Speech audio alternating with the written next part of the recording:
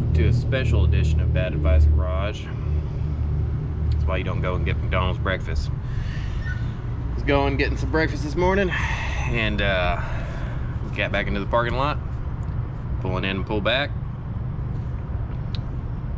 Power steering went out.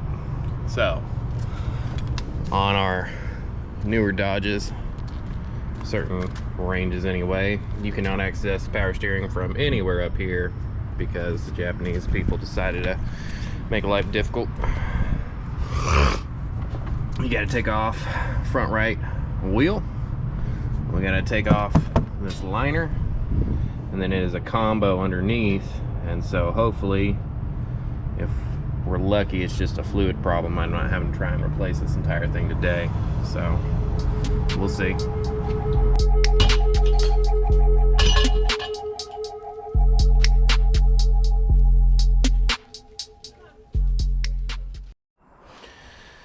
So we're back here in Arkansas.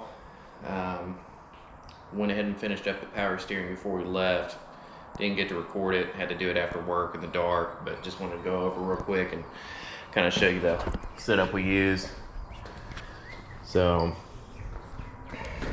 basically just get the tool to bleed your brakes and set up the little suction, because you're gonna, when you start pulling, it's got all the air, you're gonna get that fluid out. And then let me get this off here.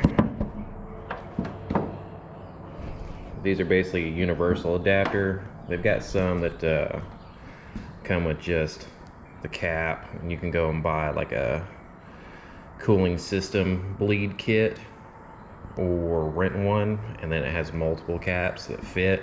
But this will do just fine, and then you can use it for whatever you need. Basically just set that in top of the reservoir tank, hook up your tube, pull this up to about 20. Don't really want to go above 20 because it can start damaging internal portions of the pump.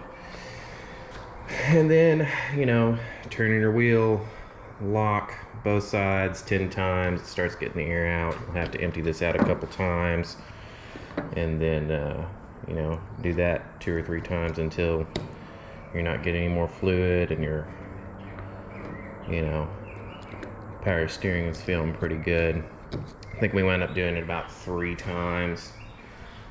Cycled the engine on once. We'll get into this here in just a second, but turned out pretty good. Something else to remember, well, since I got this part off, we'll just go ahead and look. You know, those retaining pins like here, here, here, up in here. Basically, it's impossible to get those out without breaking them. You're supposed to be able to just pull out the sides, pull out, and be done. But just go ahead, and if you're having to do something like this, I'd suggest buying a couple packs of just whatever size that you need. They're usually pretty universal. You can find them and by your car and category. So let's get into what we're doing today. So I knew my tire rods, outer tire rods, needed to be replaced. And I was like, well, back in Arkansas, better place to do it than the Grumpy Landlady's parking lot. So should be like a quick 30-minute job, in and out. And unfortunately for me, that's not what happened. So this one's already out. Get you set up. Should be super easy on the charger. Basically 1 bolt, knock it out, spin it off, put it back together. What happened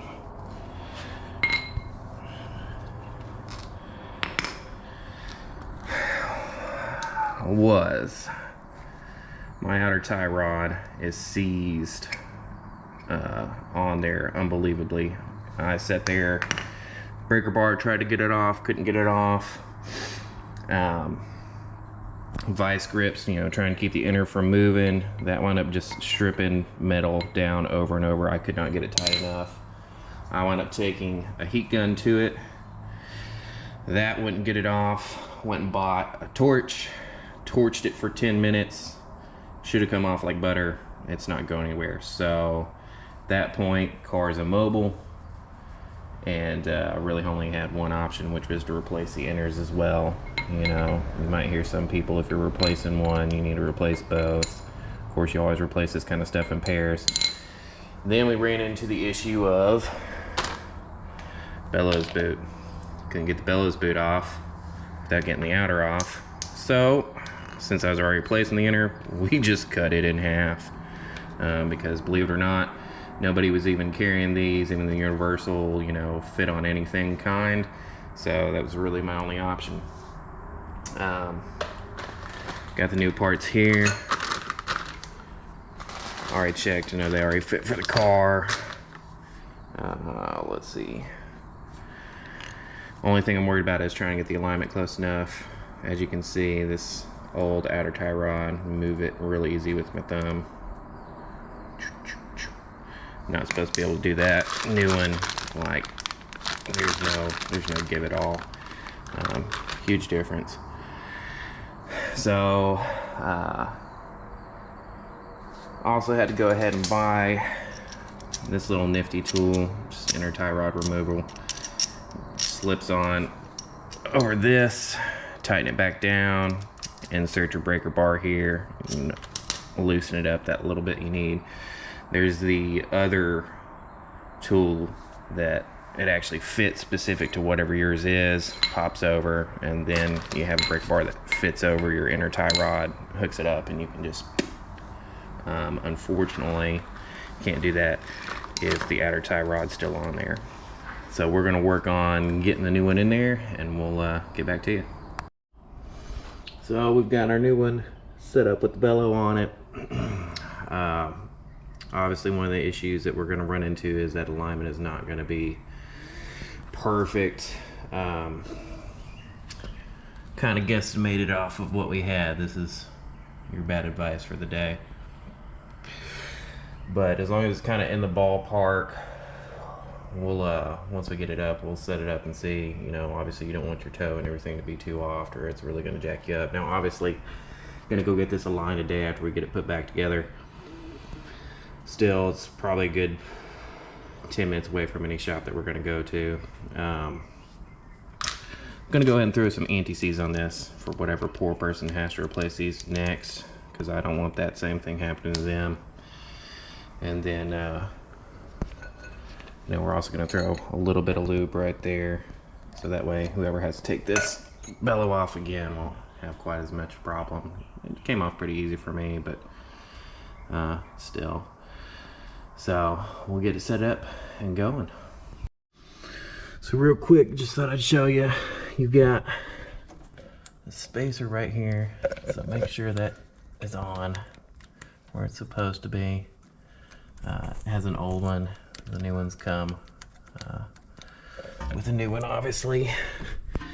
Seen some other videos where people had a lot of problems getting these in, and it's kind of hard to start threading initially, but you can actually do it and keep it straight. And once you're in, before you give it that last tight, you can actually pull these out and you have enough space to push it back down. It's going to save you a lot of times. Otherwise, if you're having to move on this every couple times and then rearrange it, you're going to be sitting there forever trying to screw this bad boy back in. All right, going to get under there. Let's slide in.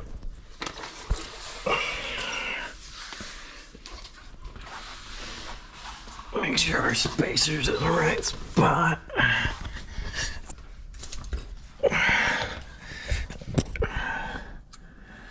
Yeah, there's really only one place for it to go. And we're coming up to the end here, so get our little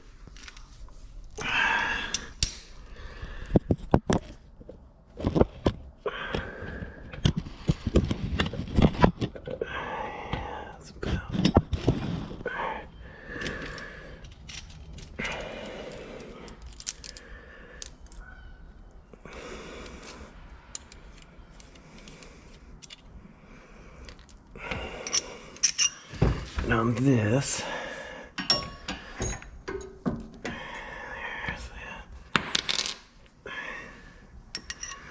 We want to make sure you can access breaker bar point.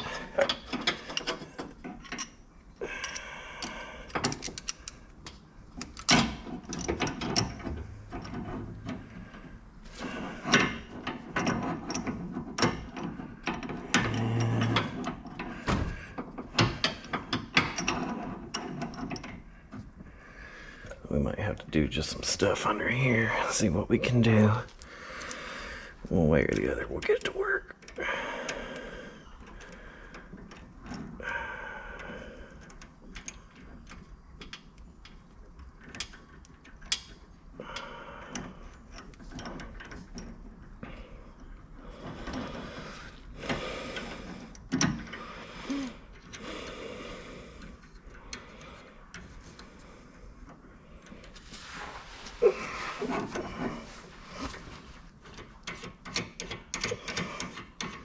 There's actually slots on these too. If you had a big enough wrench, it would work. But then trying to find one with the room might be a pain.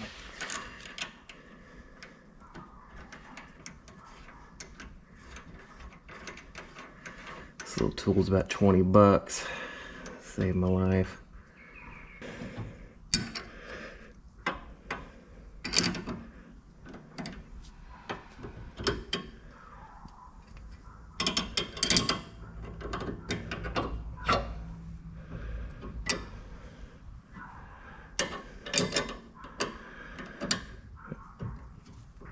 Basically, it just super grips on there. And probably gonna have some little teeth marks. But what are you gonna do, you know? Snug, you can see it's moving already. So that's already pretty tight right there. I'd say that's pretty good. I don't think that's going anywhere. We'll loosen it up, move it back around where I can get another space.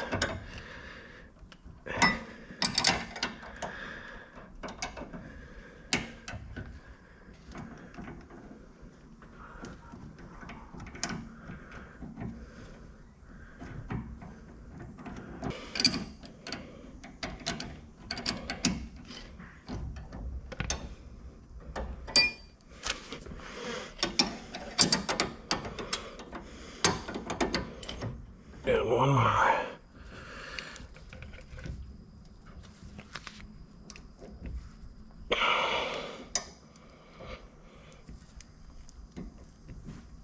I don't think it's going anywhere, guys.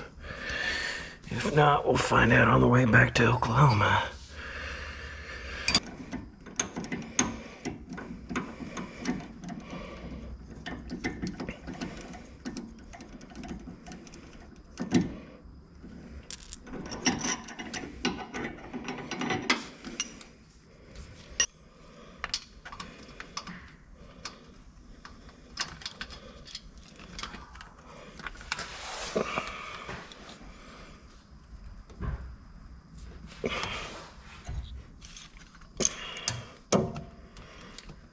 Zip might be a little small. We're gonna find out though. Yep, too small. Yep, we gotta try and find a new one. For future reference, it's probably not gonna be this easy coming off, but it should at least come off.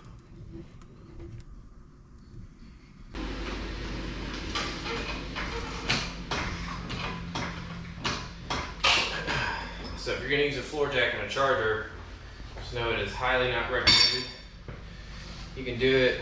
They have little clip tools that you can put on that floor jack that actually fit into the hinge pinch. So it doesn't mess up your car. But it's already been through quite a bit. So I'm not really worried about it.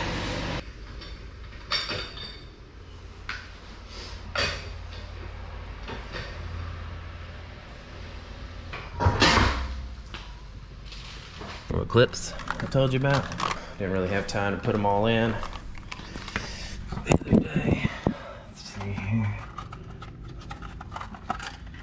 A lot easier to do in the daylight. Well, you can actually see the holes.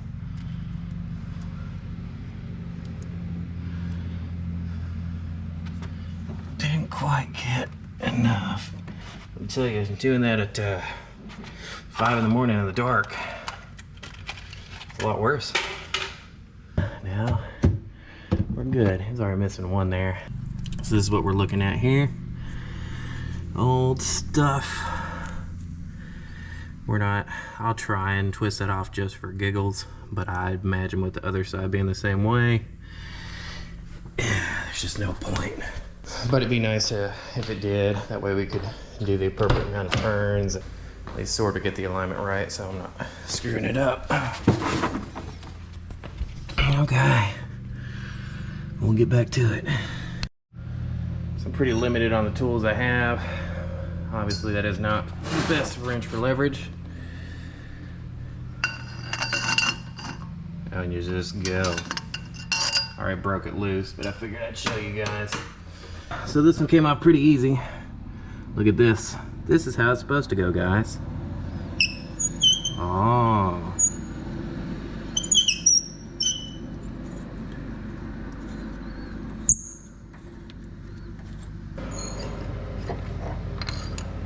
About 22 turns. So that's nice because we can kind of make sure that alignment is a little bit better. Worst part is I'm still going to replace the inner simply because I already did it on that other side.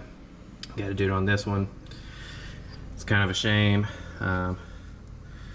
This one's not too bad. It's still too loose. So we'll get into the rest of this.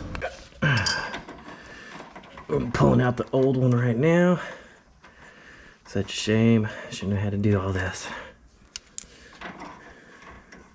This one broke easier than the one on the left side. But it looked like there was a lot less rust going on with this. On this side, a lot less.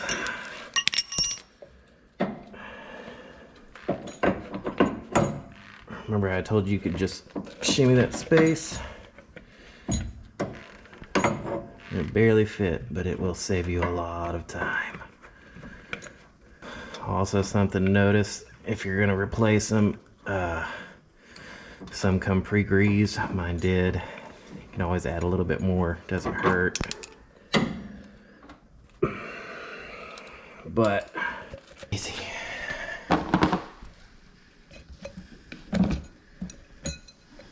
Alright, this one you'll also notice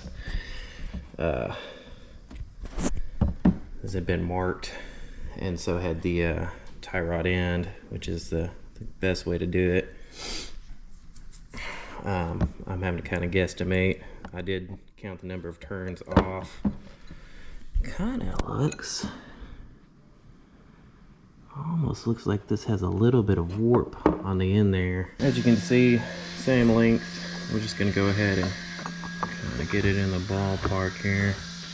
Again, not perfect, guys, but close. So this one came off easy peasy, like it's supposed to. You serious? Yep. Well, that's good. I mean, I still got to replace all of it. Yeah. But at least you didn't have to struggle as much. Oh, I didn't even need to take it off. I just want to see if it would do it. Came right off. This nut's still pretty. Yeah, it's really rusted. Yeah. You remember where your dad bought this car from? My dad's office, what? Do you remember where your dad bought the car from? No. I'm just trying to, because most of the time we don't have that kind of rust damage down It was 5 here. years ago, baby. I can't I know. remember that. I'm just wondering if it was from somewhere not the He south. only buys local.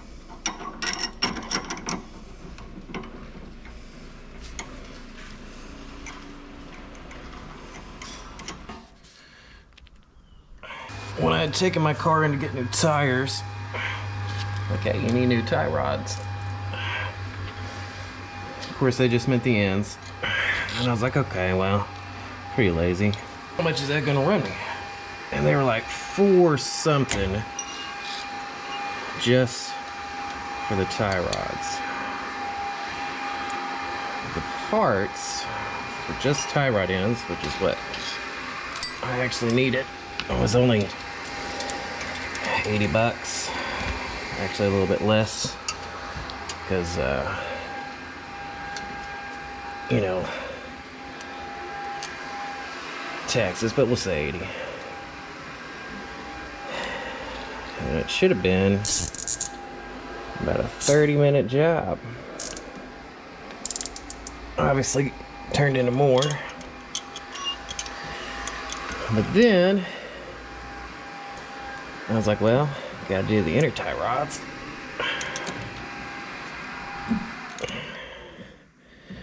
So inner tie rods cost me another 60. But then bought that torch. There's that. So we're good there.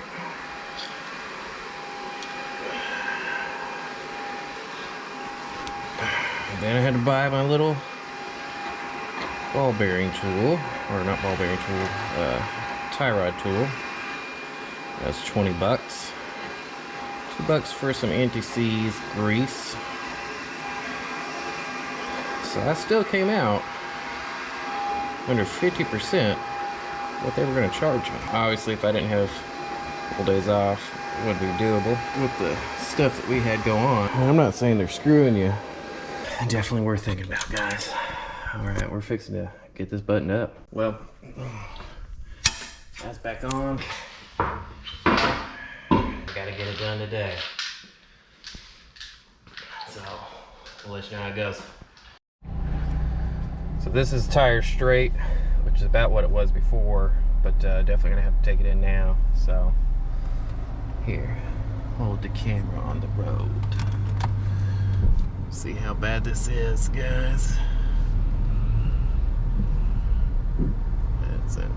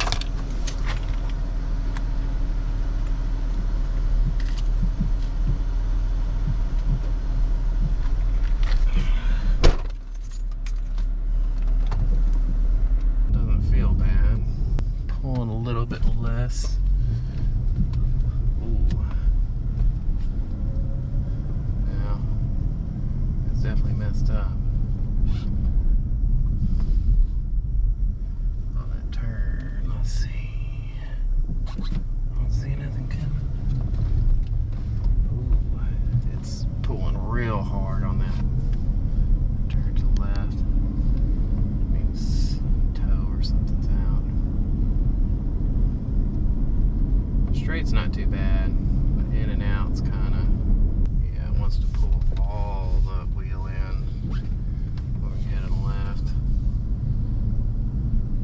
Alright, yeah, definitely got to make it to the shop as quick as possible. Let's see if that's all automatic.